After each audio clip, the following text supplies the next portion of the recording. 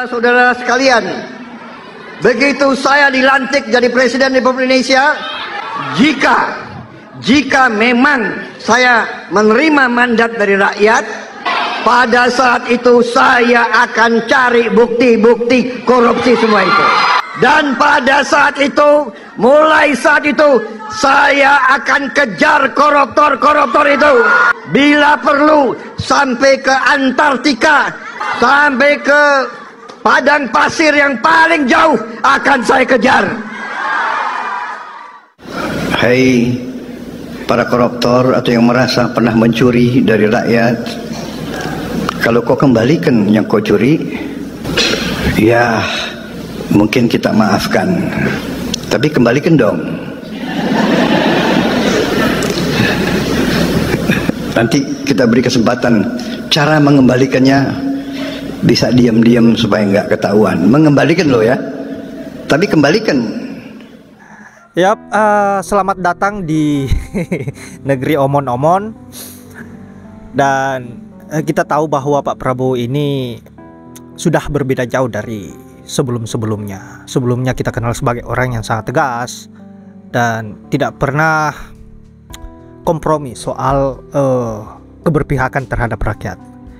Tapi entah sejak bergabung di circle-nya Mulyono, Pak Prabowo ini seolah-olah betul-betul sudah kehilangan taringnya.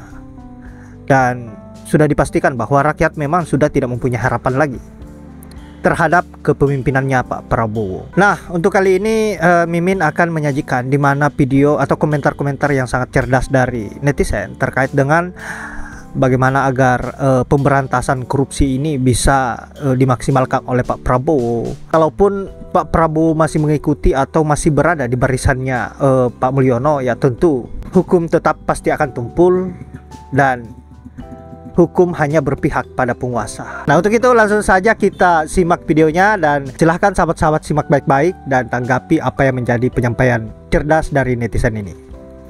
Di Indonesia belum dikenal hukuman mati buat koruptor. Setuju. Penjara itu konsepnya untuk memenjarakan, untuk orang supaya jera, baik yang sudah berbuat maupun yang akan berbuat tidak ingin berbuat lagi karena melihat orang-orang yang tadi berbuat jahat atau korupsi lah katakan, itu dilakukan satu hukuman yang menjerakan gitu. Meskipun kita tidak harus hukum mati, tapi nggak diampuni juga gitu loh Pak Bambang. Ya kalau mereka ingin bertaubat, ya silakan.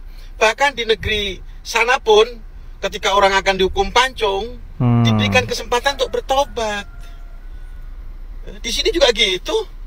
Ketika orang akan dihukum mati, didatangkanlah rohaniawan, ya kan? Diberikan kesempatan berhari-hari, berbulan-bulan dulu mungkin, bertahun-tahun untuk bertaubat, memperbaiki kelakuannya, menyesali perbuatannya.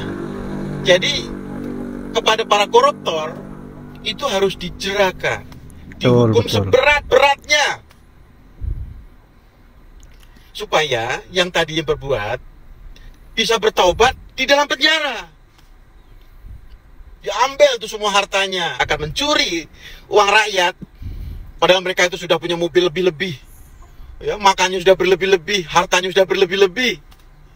Tapi jiwa tamaknya itu, kemudian dia mengambil yang bukan haknya. Ya, harga dinaikkan, itu. Kemudian proyeknya dikurang-kurangi kualitasnya. Harga pesawat misalnya, pesawat gratis, tapi dibilangnya dijual misalnya, harus kita beli. Misal, harusnya proyek itu harus pakai tender gitu, karena ini proyek strategis nasional, nggak usah pakai tender, suka-suka dia harganya, sebagian dananya masuk kantong mereka. Bayangkan ya, kalau kita bisa menyetop kebocoran-kebocoran itu yang konon kabarnya sampai 30%. Kalau anggaran belanja kita 3.000 triliun, 30%-nya besar sekali. Ya, itu bisa untuk berapa kali ngasih makan gratis yang hari ini dijalankan. Nah, kemarin ada uang 300 triliun itu, kalau untuk makan gratis bisa dapat berapa juta murid, ibu hamil. Nah, gimana caranya supaya itu stop?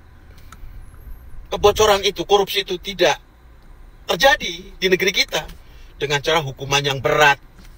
Kalau kita sekarang belum bisa melakukan hukuman, misalnya hukum tembak atau memiskinkan semiskin-miskinnya, paling tidak nggak dimaafkan, nggak diampuni. Miskinkan. Kan mereka bertobat, biarin aja. Mereka tobat sebelum dieksekusi, suruh tobat.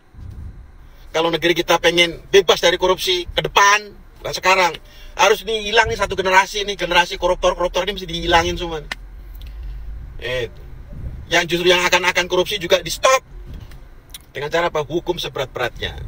Itu orang dituntun dari tangga atas KPK itu turun ke bawah dengan kaca dilihat orang, itu tidak menjerakan. Orang masih cengenges rompi orange itu di borgol tangannya masih bisa ketawa-ketawa, selfie ketawa-ketawa, tidak menjerakan.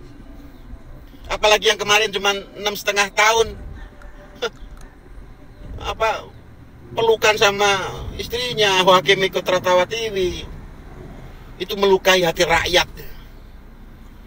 Maling uang rakyat diperlakukan seperti itu, sekian ratus triliun. Ini Pak Prabowo minta dihukum 50 tahun. Ayo, PR ini buat nanti pengadilan banding. Gimana caranya gue nggak mau tahu. Pokoknya 50 tahun. Dong. Itu. Jangan kira Pak Prabowo nggak tahu hukum. Bisa dibuat. Ya, hakim banding harus bisa menuntut melebihi tuntutan jaksa. Jaksa cuma nuntut berapa? 12 tahun. Ini hukum 50 tahun vonisnya. Itu. Kejar tuh hartanya kemana, uangnya. Follow the money. Ikutin. Siapa saja yang dapat itu kemarin.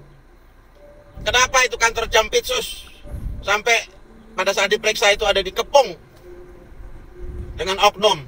Sekarang kepala oknumnya diangkat lagi. Promosi. Kejar. Kemana uangnya itu? Kenapa 300 triliun sekian tahun baru ketahuan kemarin?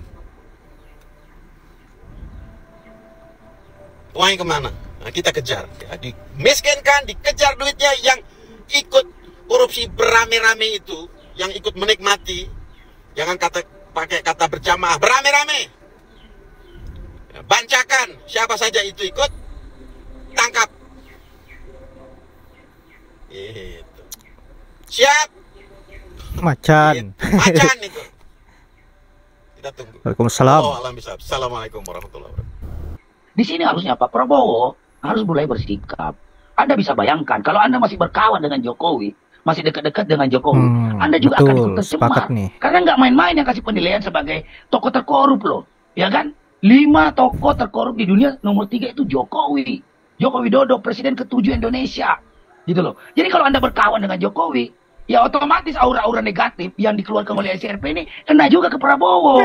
Yang malu Prabowo juga. Jadi omong-omong Prabowo terkait masalah keseriusannya ingin memberantas korupsi dengan nempel ke Jokowi itu menjadi hilang, ya kan? Ya ngapain berkawan dengan orang yang sudah dituding oleh lembaga jurnalis internasional yang memberikan penilaian itu, ya kan? Nah itu sah-sah justru harusnya menjadi evaluasi bagi pemerintahan Prabowo, dan itu juga sesuai dengan fakta-fakta yang di lapangan gitu loh, ya kan? Buktinya masih banyak kok memang kasus-kasus korupsi yang tidak diselesaikan dengan benar, banyak sekali. Kalau kita mau baca, nih saya kasih lihat lagi nih beritanya nih, di mana keterlibatan kalau mau dia bilang bukti-bukti segala macam itu kan. Nih, Jokowi itu tidak serius dalam hal memberantas korupsi nih, ya kan? Nah, ini ada nih, dalam 10 tahun berkuasa, itu Jokowi dan keluarga bagaimana Bobi Kahiyang dan Jokowi main tambang Halmahera tuh. Itu dimuat di metrotempo.com. Terungkap nama Bobi Nasution, Kahiyang Ayu dan Jokowi mengizin tambang. Selain Blok Medan, kemudian Erlangga, Luhut, Bobi terlibat pengurukan dan ekspor nikel ilegal ke Cina. Nilainya lebih dari 21 triliun.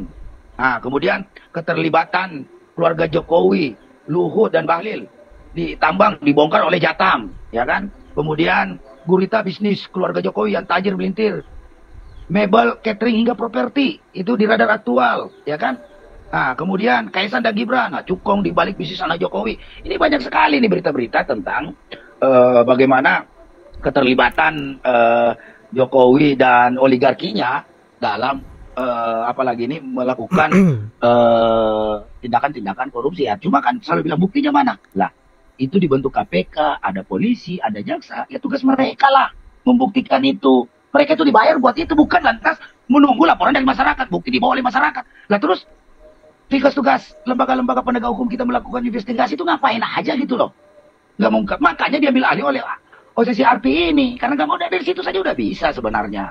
Ya kan, kalau memang juga Prabowo, jadi sudah saatnya Prabowo itu agar dia tidak seperti apalagi di bawah cengkeraman Jokowi, yang dimana kemudian Jokowi adalah boneka oligarki, itu harus, stigma itu harus Prabowo singkirkan dari sekarang. Karena ya seperti kita ketahui bersama lah ya, bahwa Pak Prabowo dengan semangat 45-nya berpidato berapi-api ingin memberantas korupsi judi online, itu akan sangat sulit dipercaya publik kalau dia masih dekat-dekat dengan Jokowi gitu loh Pak Pimret. Saya kira.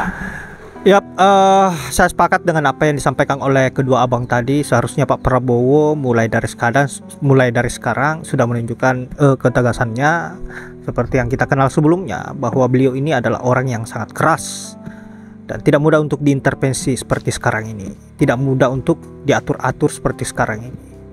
Sekarang seperti bonekanya Pak Mul. Nah sahabat-sahabat, terima kasih sudah menyempatkan diri untuk menonton, dan semoga sahabat-sahabat sehat selalu, dimudahkan rezekinya.